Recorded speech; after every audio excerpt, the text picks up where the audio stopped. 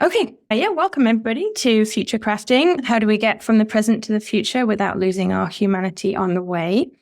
So I'm going to try and keep this short, but we might run over a little bit. If anybody misses the end and wants to hear it, we can chat more. So my name's Zarinah Agnew. I'm a neuroscientist. I'm now working on the science of collectivity, that is collective neuroscience. I'm also a futurist. I'm an Aspen Foresight Fellow, faculty at London College of Political Technology, where I lecture on future crafting.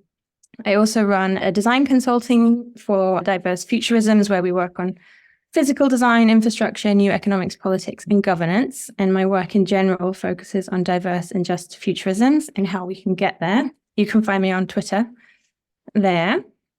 So I just want to start with this. I think this is like a beautiful piece of art that I think speaks to a way that a lot of us feel, which is that we're aspiring for something that we can't yet imagine. We sort of know there's something better, and ultimately sort of feeling homesick for a world that we're not even sure exists. And I think this is what brings world builders together. And so I wanted to start with this just to open up our imagination engines. And I love this quote that comes from Crime Think, which is, to change anything, start everywhere. So I'm just going to touch a little bit on the sort of notions behind technology not being neutral. This is true of science also. So this is a famous first law of technology. Technology is neither good nor bad, nor is it neutral. Tim Cook recently took this further by saying, we know that technology is neither inherently good nor inherently bad. It is what we make of it. It is a mirror that reflects the ambitions and intentions of the people who use it, the people who build it, and the people who regulate it. Adam Mosseri of Instagram has also said, we are not neutral. No platform is neutral. We all have values, and those values influence the decisions we make. Tristan Harris of the Center for Humane Tech, we shape technology and technology shapes us. And so ultimately all technologies, including data itself and algorithms, embed human values and assumptions, and therefore shape and constrain the behaviors based on those affordances. And so there's an extraordinary amount of power and responsibility that comes with building technologies. I also want to pay sort of tribute to the fact that technology is not equally distributed. So this is just an infographic about who has access to the internet. From a total, you don't worry too much about the details, but from a total global population of 7.4 billion human beings, more than half of those do not have access to the internet. So it's important to remember that even the technologies that we consider basic are not accessible to most humans. And that doesn't even begin to touch on who gets to design the technologies. So who gets to design the new technologies is even less democratic than who has access to the technologies themselves. So the future is already here. It is just not evenly distributed, as William Gibson told us. So as technologists, what values do we want to imbue? How can we build these values wisely, knowing that the vast majority of humankind and other forms of intelligence have almost no say in these values? And we must remember that when we're building on behalf of an overwhelming majority that have no voice. So I think it's also important to remember this quote, we cannot create what we cannot imagine. And so it's really important as we're building technology and thinking about our values that imagination has a huge role to play. And it's very common that we build things that we believe are possible, which is not the same thing as building towards things that we wish were possible. So I'm going to take us through some sort of case studies and some exercises and some discussions as we think about values. And I want you to think about the humans that don't have access to these decisions. I want you to think about future humans who will live the consequences of the technologies that we're building. I want you to think about non-human life and other forms of intelligence that we have not yet encountered. And I want everyone to also remember that we as humans may not always be at the top of the food chain, and we will be held accountable to our choices. So future crafting is not about fixing the present, which is an overwhelming task, or predicting the future, which is often a disappointingly futile activity, but it is about influencing future trajectories in a positive way. Just a note about utopian thinking can be extremely dangerous. Lots of totalitarian end goals have been done in the name of utopias. And it's important that we remember there is no perfect society for an imperfect and ever-changing world. And so ultimately what we need is adaptivity, flexibility, and something along the lines of the pluriverse. The pluriverse is a world in which many worlds fit. So I'm going to take us through a values exercise where I'd like you all to think about the world that you wish you lived in. So Oscar Wilde said that a map that doesn't have utopia on it is not worth looking at. So this is a tough prompt, and it's going to take a little bit of thinking about. But I'd like you to think about what you think a lovely world 300 or even 3,000 years from now might look like. What are some values you'd like to see on that world, where your children and children's children live? Think about what it looks like. Think about what things are available. Think about how we protect the planet. Think about young people, old people, the beginning of life, end of life, other species that don't exist yet. What is the nature of work? How do people move around the world? Does money exist? Are things different? Think about the sort of identities that we're like living with now and whether those could no longer exist or whether they might be different. And I just want you each to spend a little bit of time thinking about, maybe just like writing down a couple of things that you'd like to see envisioned. And like the goal for the 3,000 year world is that basically anything's possible, right? We might have multiple hominid species walking this planet. And obviously you're not going to be able to design the whole thing, but I just want you to come up with like maybe one or two things that you'd like to see in a world 3,000 years from now or 300 years from now. So I'm just going to give everyone a couple of minutes and jot down a couple of things, and then we'll share them together. Don't worry if you have only written one thing down. Great. Anyone want to unmute and just popcorn out your things, and I'll jot them down? Happy to go. Yep, great. Cool. Yeah, I feel like I don't have an end goal, but just a process how we get there, where everyone reflects on, say, what does flourishing mean to them? And in a way, there's like an informed decision for each generation. And in the end, even 300 years, but almost guaranteed, I feel like at 3,000 years, that future might be completely alien to me, might have different values. But I guess as long as each step agrees with that's okay. I feel like that's growing up is for me as well. If I don't know, I look at my ideas of 12-year-old me or 8-year-old me. Great. Peter. My vision has flexibility for humans without endangering the biosphere, without endangering the flexibility of other humans. It has to do with people being able to choose their physical configuration, their mental configuration, uploading, downloading modules into your brain as you decide you want to be able to do something, and ideally even being able to fork your consciousness into multiple bodies, into multiple configurations. An individual can be a team, they could be a company, they could be a nation, but it's really important to me that we not be engaged in the same sort of exploitative behaviors, and that we have found some sustainable way of moving civilization forward, which is also resilient to dangers. Amazing. Love it, love it. Anyone else want to go?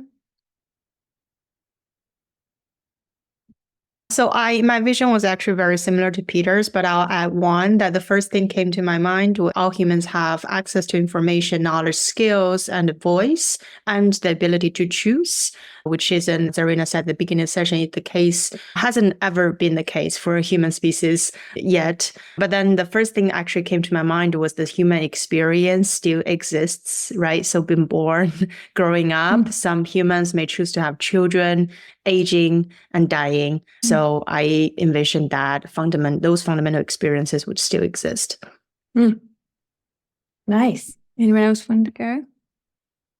I can't see whose hands are up, so just unmute yourself and Kevin. I just wrote that. I was thinking about it, and like Aaron said, I also think that it's impossible to imagine the type of values that are going to exist in the future. But generally, I have an optimistic view of, let's say, human nature, a sort of anarchistic view where people are generally good and they try to do things that are good. So I put like a lot of faith in individual human beings. So based on this kind of faith in individual human beings, the only real thing that I hope for the future is that people are able to have discussions and deliberations and decide on what they want together. And I think that, but if they're able to do so in a fairly like equitable way, then I think a lot of these problems we are having with technology will also be addressed. I don't know if they'll be completely addressed. Great. And did Antoine, you have your hand up? Yeah, Antoine. Yeah, it's difficult to go that far in the future, but basically I had two ideas. The first one was eternal minds.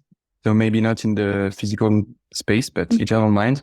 And the second idea was if we have eternal minds, we also need an infinite amount of very interesting activities so that we are not bored. Great. Great.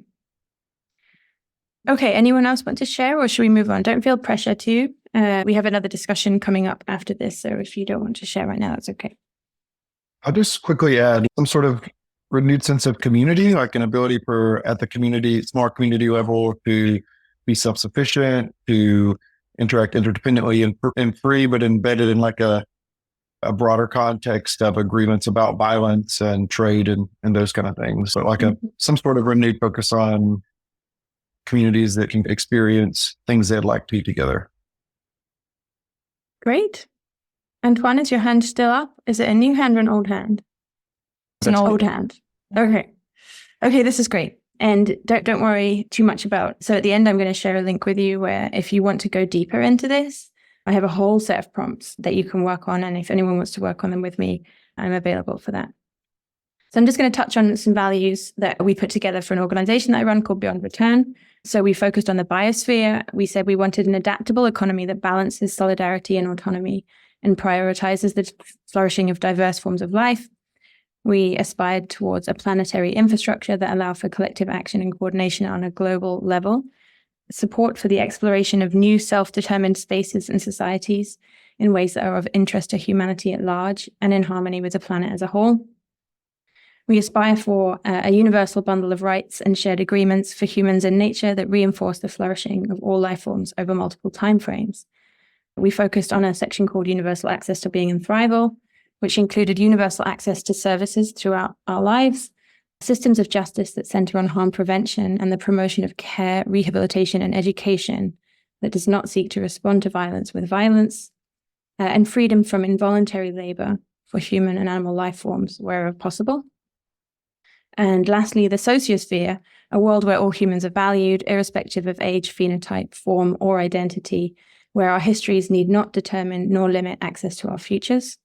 Collective and mutually assured autonomy, a world in which individual and collective self-determination is the foundation for coordination between and amongst species, and the right and means to a good life, irrespective of one's ability to contribute, the focus of a just distribution of goods and services that minimizes the gap between the have-mores and the have-lesses.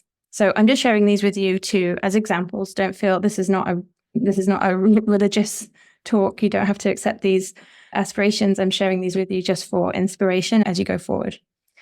Okay, so the next thing I want to do is a case study. So I want to look at a technology that I think is really interesting and think about positive outcomes, negative outcomes, and crucially, what would tip the balance between a positive and a negative outcome. Okay, so in China, there's widespread monitoring of employees' brainwaves through their work headsets. These pieces of machinery can detect emotions, and the companies that have used this technology since 2014, I think, have boosted profits by over 300 million. So this is happening in Chinese businesses and in the military. The emotional surveillance technology apparently helps employers identify mood shifts so that they can change break times or even send employees home if they figure out that this person needs to take a day off.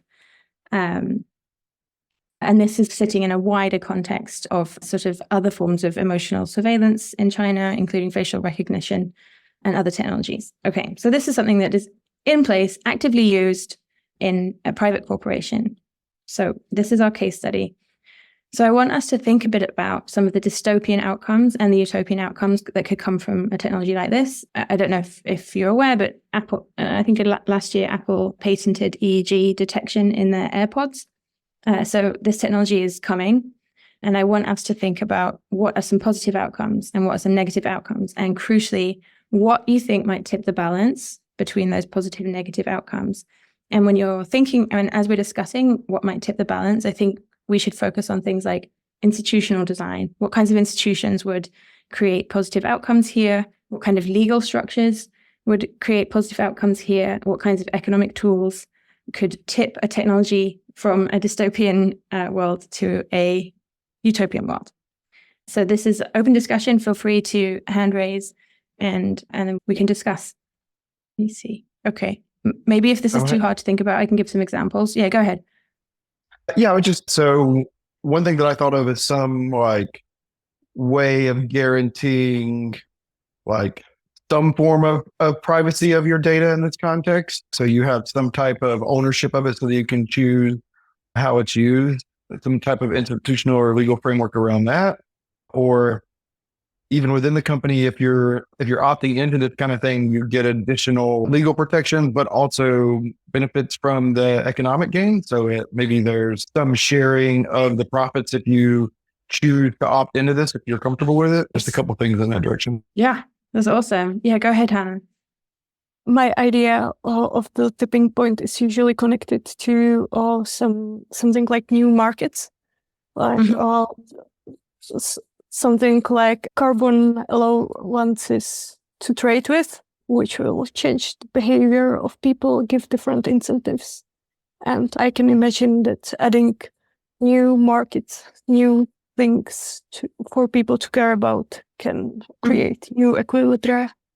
So in this case, it would be like a data market. You'd be contributing your brain data that would have some value that you could trade with. Is that what you mean? Yeah, I don't not have any specific new markets in mind, but I think that the proposal of the carbon allowances is an inspiration. Yeah, go ahead, Luna. Sorry, I was muted. So I can think of a utopian use case here, thinking that if this technology is in the hands of not institutions, not nation states, but individuals, right? So as individuals, we can probably use it with our free choice to improve our own decision-making, reflecting on the metacognitive and executive function levels to just improve our own decision-making processes. And then in terms of, and obviously the dystopia would be the totalitarian control of individual emotions, minds. And then in terms of tipping points, I feel like this has to be legislated, like it has to be a legislation controlling that, banning what sort of data non-individuals can collect and use. Great. Okay, I'm going to, does anyone have to leave on the half hour? Do we have a few extra minutes? No, yeah, you can definitely go over. We have time. We can waffle on. Yeah. I don't want to rush you because I think these sort of discussions are important. But okay, so I'm going to touch on some examples here that might just help inspire you. Okay, so the first one we have is Nathan Schneider's proposal to buy Twitter. This was done before the great shift, the great unmentionable shift. But Nathan Schneider is a professor, I think, at the University of Colorado. Not sure about that. And they put forward this proposal to say, hey, look, we have this incredible tool. And right now it's in the hands of private industry. But what if we, the people, decided to buy Twitter together and run it actually as a public town square? And it garnered a lot of support. Obviously, it didn't work in the end, but it was an interesting proposal and it's been articulated in interesting ways. Nathan Schneider has written a lot about things like exit to community. Definitely worth poking around in Nathan Schneider's work as you're thinking about new institutions, forms of ownership, different types of entities that might be useful for you as you're building your technologies and building your worlds. The next one is a legal entity called the Perpetual Purpose Trust, which I think is a really important entity to think about. It is a trust in the normal sort of sense of the trust, but essentially any technology or any data that you produce can be put into a perpetual purpose trust, which has a set of bylaws and is beholden to a certain set of values. And those values are held in perpetuity because that's the nature of the trust. And so this is a really powerful legal entity. If you, as you're building a tool, want it to serve a certain set of values that are not perhaps like shareholder value or whatever, you can use an entity like a perpetual purpose trust to establish those values from the get-go, and those are immutable.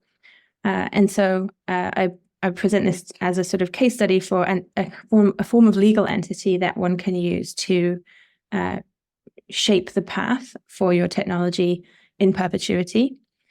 The last example is this somewhat extraordinary book called The People's Republic of Walmart, which is also an interesting read. It's somewhat tongue-in-cheek, but the sort of like main thesis is we can critique companies and corporations like Walmart as much as we like, but ultimately Walmart is one of the most extraordinary and successful examples of central planning and distribution that we have in this planet, and Amazon is another. And so in the book, they say, what if we allowed corporate structures to build these incredible pieces of infrastructure, and then we transitioned the ones that are serving people the best into a different form of ownership, which is public ownership or something like that. And so it's an interesting thesis. It's whether you agree with socialism or not, it's interesting to think about the ways that people are reflecting on the tools that we can transition out from perhaps a corpocracy to something else. And anyway, these are just 3 examples, but I just wanted to put them on your radar. I have a bunch more if anyone's looking for inspiration. We haven't got time to go over them all now, but there are tools, technologies, legal structures, and entities that can help transition us from these sort of dystopian paths onto more utopian paths. Okay, so take-homes and conclusions.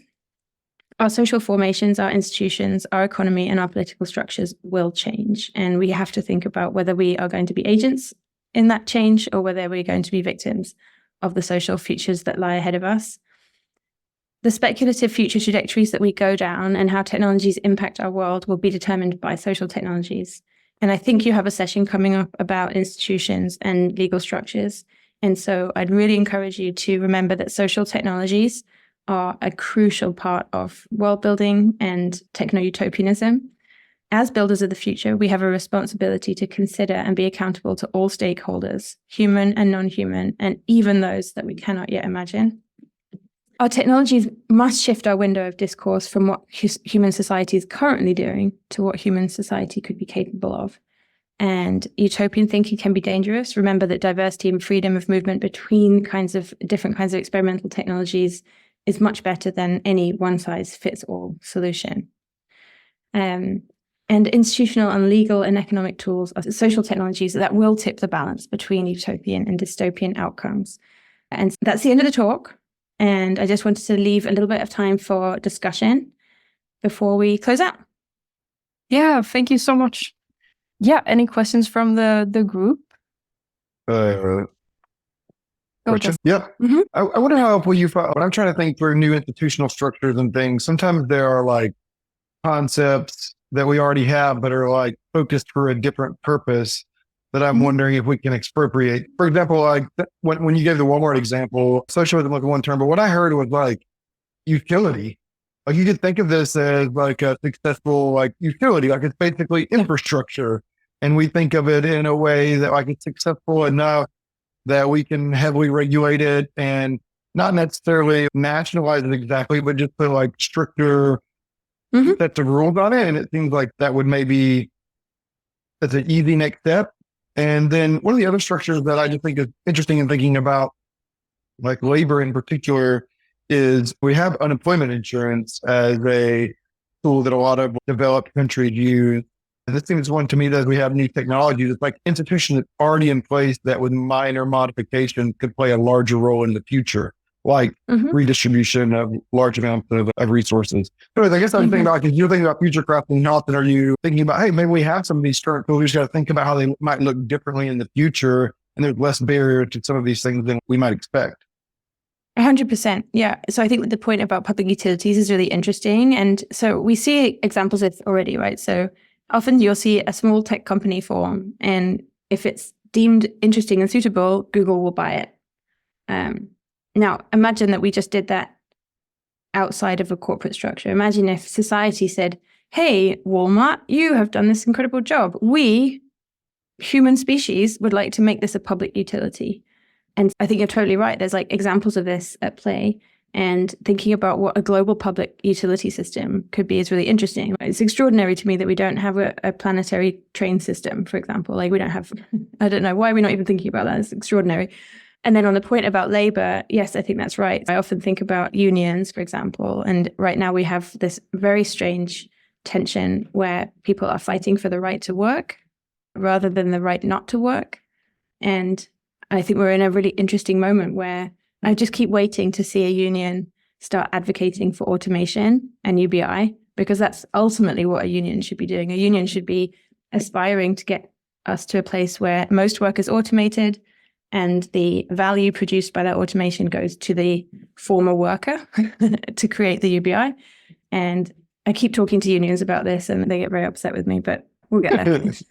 I love the union example. I had not thought of that. That's really great. So thanks for sharing that one. Oh yeah, Luna. Yeah, just a quick question on when we discuss about public structure, community structures and public utilities. What are your thoughts on how technology can mediate, I guess, the potential possibility of fallacies like groupthink? Like when the public behaves, when we're just trying to reach a consensus, we may not always reach the consensus that actually makes sense or be beneficial to most of us or to society in general. Mm-hmm. So there's the fallacy there. And what do you think that how technology can mitigate that? Sorry, the question is, how can technology help us get to a more sort of democratic consensus rather than polarized decision-making? Is that what you mean?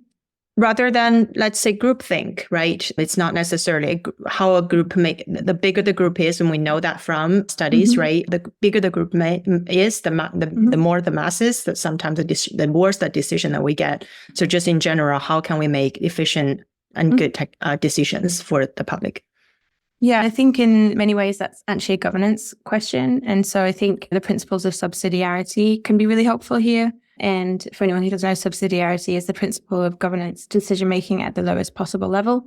And there are systems of governance and decision-making that allow for multi-scale, sort of layered, nested versions of subsidiarities. And lots of our government is organized around this. But essentially, I think probably what you want is to be thinking about decision-making at the lowest level and then finding ways to integrate that at broader scales that doesn't lead to lossiness.